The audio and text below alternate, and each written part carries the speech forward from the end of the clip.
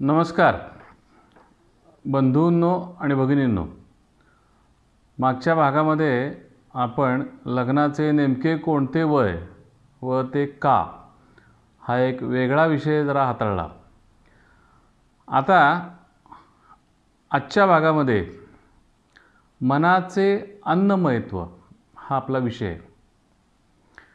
तर मनाचे अन्नमय मन हे अन्नमय आहे का, ही पहिली शंका तुमच्या मनामध्ये उपस्थित होईल. आपण जे अन्न खातो त्याचे मनावर परिणाम होतात का, हा एक स्वाभाविक प्रश्न तुमच्या मनामध्ये सहज उद्भवेल आणि तो रास्त आहे. तर सुरुवातीला आपल्याला असा विचार केला की मन म्हणजे नक्की काय, मन हे द्रव्य, मन ही वस्तू म्हणजे नक्की काय. तर आयुर्वेदामध्ये अंतःकरण चतुष्टय वर्णन केलेलं आहे. म्हणजे जसं अंतःकरण असतं तसं बहिःकरण पण आहे. आता बहिःकरणामध्ये काय मोडतं, तर नाक, तोंड, जिव्हा, कान, त्वचा, हात, पाय हे सगळे बहिःकरण आहेत. म्हणजे काय, तर बाह्य दृष्टीनं आपल्याला जी काही क्रिया करणारी आहेत पण त्याला उद्दीपित करणारं अंतःकरण आहे किंवा ज्याच्या आज्ञेनं चालतं असं हे अंतःकरण आहे. ह्या अंतःकरणाच्या आज्ञेनंच क्रिया घडते. आता हे अंतःकरण म्हणजे काय, तर अंतःकरणामध्ये 4 उपकरणं दिलेली आहेत. उपकरण म्हणजे आपल्याला माहिती आहे, एखादं उपकरण आपण वापरतो त्याला उपकरण म्हणतो. तर ही उपकरणं जी अंतःकरणामध्ये वर्णन केली आहे ती त्यांच्या कार्यानुसार वर्णन केलेली आहेत. म्हणजे त्यांचं कार्य कुठलं आहे, काय करतं ते, ह्याच्यावरनं त्याला नावं दिली आहेत अंतःकरणातली उपकरणं. आता अंतःकरणाच्या उपकरणाने जी कार्यानुसार नावं दिली आहेत त्यामध्ये पहिलं अंतःकरण जे आपण विचारात घेणार आहोत ते म्हणजे मन. आता मन म्हणजे काय, मनाची व्याख्या काय, मन कशाला म्हणायचं, असा एक स्वाभाविक प्रश्न आपल्या मनामध्येच येतो. मग हे मन काय, तर संकल्प आणि विकल्प करणारे ते मन. ज्या गोष्टीमध्ये संकल्प घडतो आणि विकल्प पण घडतो ते मन. आता हा झाला अंतःकरणामधला एक उपकरणातला एक भाग, म्हणजे पहिलं उपकरण झालं. दुसरं उपकरण काय दिलेलं आहे अंतःकरणामध्ये, तर बुद्धी. आता बुद्धी काय करते, तर वस्तुमात्रांमधील सत्य तत्वाचा निश्चय जी करते, वस्तुमात्रांमधील सत्य तत्वाचा निश्चय म्हणजे आभासी नाही, सत्य काय आहे. आता जसं आपल्याला लांबनं उन्हाळ्यामध्ये जसं पाणी असं वाहताना दिसत असतं पण ते पाणी नसतं, तर ते काय असतं, उन्हाळ्यामध्ये जे दिसतं ते आभासी असतं. त्यामुळे सत्य काय आहे, तर पाणी नाही हे सत्य आहे. मग हे कोण ठरवतं, तर बुद्धी ठरवते. मग सत्य तत्वाचा निश्चय जिथं केला जातो त्याला, त्या पदार्थाला, त्या मनोद्रव्याला बुद्धी असं म्हटलेलं आहे. आता तिसरा जो प्रकार येतो तो म्हणजे अहंकार. म्हणजे मन आधी आणि बुद्धीमधून तादात्म्य पावणारा असा कोण, तर अहंकार. मन आणि बुद्धी यांच्या घुसळणीतनं तादात्म्यता येते, आत्मीयता म्हणजे स्वतःबद्दलचं एक येतं, तो म्हणजे मीपणा. मी हे विचार केला, मी हे निश्चय केला, मी असं केलं, असं ज्या वेळेला मनाची भावना निर्माण होते त्यावेळेला त्याला अहंकार म्हणतात. आणि चौथा जो प्रकार येतो तो म्हणजे चित्त. स्वतःला आवडणाऱ्या वस्तुमात्रांना सतत प्रकाशित करणं. म्हणजे आता मला एखादी वस्तू आवडते, म्हणजे काय आवडतं, तर उदाहरणार्थ मला एखादं गाणं म्हणायला आवडतं, तर मी ते सतत प्रकाशित करायचं, सतत समोर म्हणायचं किंवा गुणगुणायचं. तर त्याला म्हणजे काय म्हणतात, त्याचा जो गुणधर्म आहे, असं जे काय आहे वस्तुमात्रांना सतत प्रकाशित करणारं असं कोण, तर चित्त. तर वरील 4ही अंतःकरण उपकरणं जी आता मी तुम्हाला सांगितली ती एकाच मनोद्रव्याची बनलेली आहेत, म्हणजे मनाची बनलेली आहेत. काय काय बनलेली आपण बघितलं आता?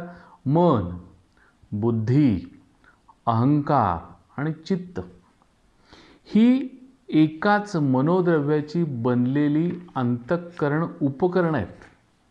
म्हणजे आपल्या अंतःकरणामध्ये जी उपकरणं आहेत ती आहेत. आता थोडीशी आपण प्रोसेस बघू.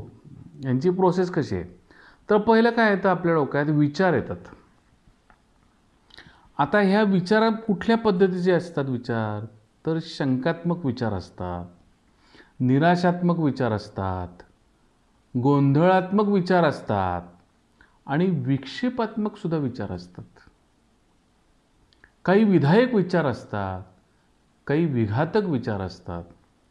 ह्या स्वरूपात जे काही विचार येतात ते कुणाला येतात, कुणाला स्पर्श करतात? तर ते मनाला स्पर्श करतात.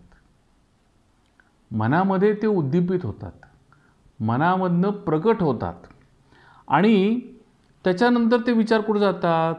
तर इंद्रिय जी आपली आहेत, म्हणजे जी ज्ञानेंद्रिय आणि कर्मेंद्रिय, इंद्रियातर्फे तत्सम जे ज्ञान किंवा तद्विरुद्ध अनुभवांच्या स्मृतीतून, म्हणजे आता जे काही विचार आलेलं आहे ते जे काही आपल्याकडं असलेलं ज्ञान आणि आत्ता नवीन झालेलं ज्ञान आणि त्याच्या विरुद्धचा आपल्याला असलेला अनुभव, ह्याच्या स्मृतीमधून, म्हणजे आपल्याला जी स्मृती आहे, म्हणजे आठवण आहे, जी मेमरी आहे, त्याच्यातनं निश्चय करून जो साक्षेप होतो आपल्याला आणि त्यावेळेला जे मन शांत होतं.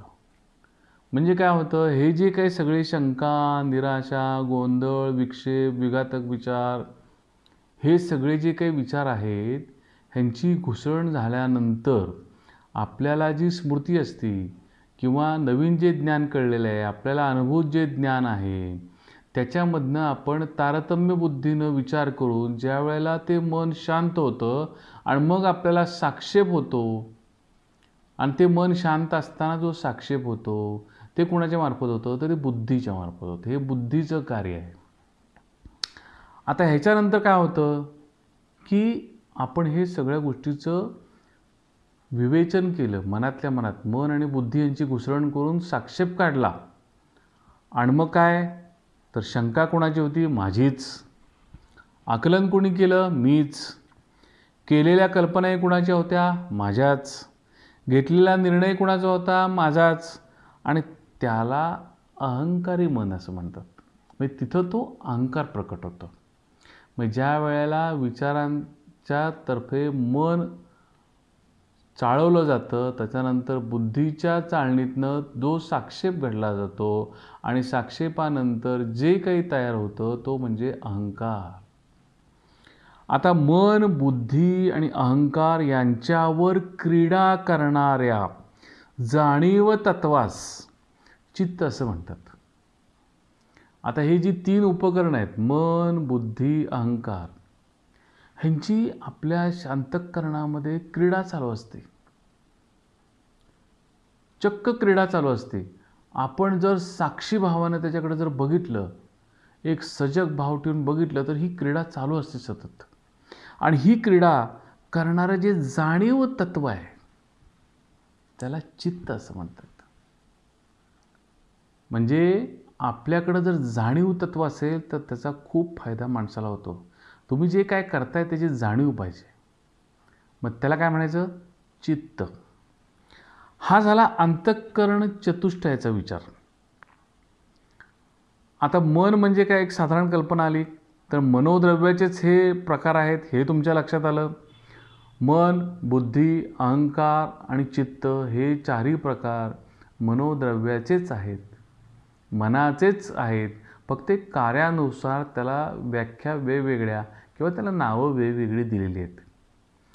आता मन हे म्हणजे कसं म्हटलं पाहिजे आपल्याला? ह्या सगळ्या गोष्टींचा आपण जर विचार केला तर मन ओघवताना आपोआप काय होतं? विचार येतो की मन हे संस्कारक्षम आहे. म्हणजे जे चांगले विचार आपल्या मनामध्ये येतील त्यानं चांगलेच बुद्धी प्रकट होईल, त्यानं चांगलाच तुमच्या शरीरामध्ये एक प्रकारचा अहंकार आणि चांगले चित्त निर्माण होईल, चांगली एकाग्रता तुमच्यात निर्माण होईल. म्हणजे मन हे संस्कारक्षम आहे. म्हणून मनाचा सुद्धा अन्नाचा सुद्धा संस्कार होतो का मनावर, हा विषय आहे. अन्नाचा सुद्धा संस्कार होत असेल तर मन हे संस्कारक्षम असल्यामुळं अन्नाचा मनावर परिणाम होतो, हे विचार इथं बळावला जातो. म्हणजे भौतिक स्वरूपातल्या सगळ्या गोष्टींचा मनावर परिणाम होतो. एखादा तुम्ही चालता चालता रस्त्यामध्ये फिरताय आणि अचानक एखादा साप आला तुमच्यासमोर, तर तुम्हाला भीती वाटणारच आहे. ती कुणाला वाटणार आहे? तुम्हाला मनालाच वाटणार आहे. आणि ह्या मनाचा परिणाम तुमच्या शरीरावर होणारच आहे. तसं ही एखादी बाह्य घटनेमुळे तुमच्या मनावर परिणाम होतो. तर तुम्ही रोज जे अन्न खाताय, जे अन्न तुमच्या शरीराचं भरणपोषण करते, त्या अन्नाचा परिणाम होणारच आहे मनावर. कारण मन हे संस्कारक्षम आहे. ज्या संस्कारित अन्नाचं तुम्ही सेवन करताय त्याचा परिणाम तुमच्या मनावर 100% होणार आहे. आता हे बघत असताना मनाचे गुण कुठले याचा थोडासा विचार केला पाहिजे. तर मनाचे 3 गुण सांगितलेत, एक सत्व, रज आणि तम. वास्तविक पाहता मनाचा एकच गुण आहे, तो म्हणजे सत्व आहे. आणि रज आणि तम हे 2 दोष आहेत. सत्व म्हणजे काय तर सात्विकता, सत्यपणा. रज म्हणजे काय, चंचलता. जो चंचल गुणधर्म सगळ्यांच्यात आपल्याला बघायला मिळतो की एनर्जी, जोश, उत्साह, नाचणे, बागडणे हे रजोगुणाचं लक्षण आहे. सात्विक मनुष्य कसा असतो, स्थितप्रज्ञ असतो. स्थितप्रज्ञ म्हणजे काय तर त्याच्यावर सुखाचा, दुःखाचा, मोहाचा, लोभाचा कुठलाच परिणाम त्या माणसावर होत नाही. तो सात्विक गणला जातो. तसं मन हे 3 गुणांनी युक्त आहे, सत्व, राजस आणि तामस. तामस म्हणजे काय तर अज्ञान, अंधकार. म्हणजे एखादी गोष्ट माहीतच नसणे, एखाद्या गोष्टीबद्दलचं आकलनच नसणे, एखाद्या गोष्टीबद्दलची काही कल्पनाच येत नाही आहे, तिथं अंधारच आहे सगळा. त्याला तामस गुण असं म्हणलेलं आहे. तसंच अन्नाचे पण प्रकार आहेत. अन्न कसं आहे, सात्विक आहे, राजस आहे, तामस आहे. आता सात्विक अन्न कुठलं गणलं जातं, कुठलं अन्न सात्विक म्हणायचं, असा एक उपप्रश्न तुमच्या मनामध्ये उपस्थित होईल. तर जे अन्न घरामध्ये तुम्ही जेवता, जे तुमच्या स्वतःच्या स्त्रीनं म्हणजे स्वतःच्या बायकोनं, आईनं, बहिणीनं जे बनवलेलं असतं ते अन्न, आणि ते सुद्धा ताजं अन्न, ह्याला सात्विक अन्न असं म्हटलं जातं. आता असं का, तर ह्याचं कारण असं आहे की ज्या वेळेला तुमची आप्त म्हणजे तुमच्या जवळची लोक कोण कोण आहे तर पत्नी आहे, बहीण आहे, आई आहे, मावशी आहे, आत्या आहे, काकू आहे, ही सगळी आप्त मंडळी आहेत. ही ज्यावेळेला अन्न बनवतात ते निस्वार्थी भावनेनं तुमचं पोट भरावं ह्या भावनेनं ते अन्न बनवत असतात. कारण अन्न बनवणारा मनुष्य याची भावना कुठली आहे, त्याचं मन कुठलं आहे, कशा पद्धतीनं तो मनामध्ये विचार ठेवून अन्न बनवतो आहे, ह्यालासुद्धा अतिशय महत्त्व आहे. मग हे अन्न सात्विक आहे. राजस अन्न कुठलं आहे तर भले तुमच्या पत्नीनं बनवलं असेल, आईनं बनवलं असेल, बहिणीनं बनवलं असेल, पण जे अन्न जड आहे, तळलेलं अन्न आहे, मांसाहार आहे, मिष्ठान्न आहेत किंवा विविध व्यंजनं, उदाहरणार्थ आपण पंजाबी डिशेस वगैरे बघतो की ज्याच्यामध्ये तुम्हाला पनीर बिनीर अशा पद्धतीचे पदार्थ किंवा दूध वगैरे एकत्र केलेलं जड असतात पचायला, तर हे सगळं राजस अन्न आहे.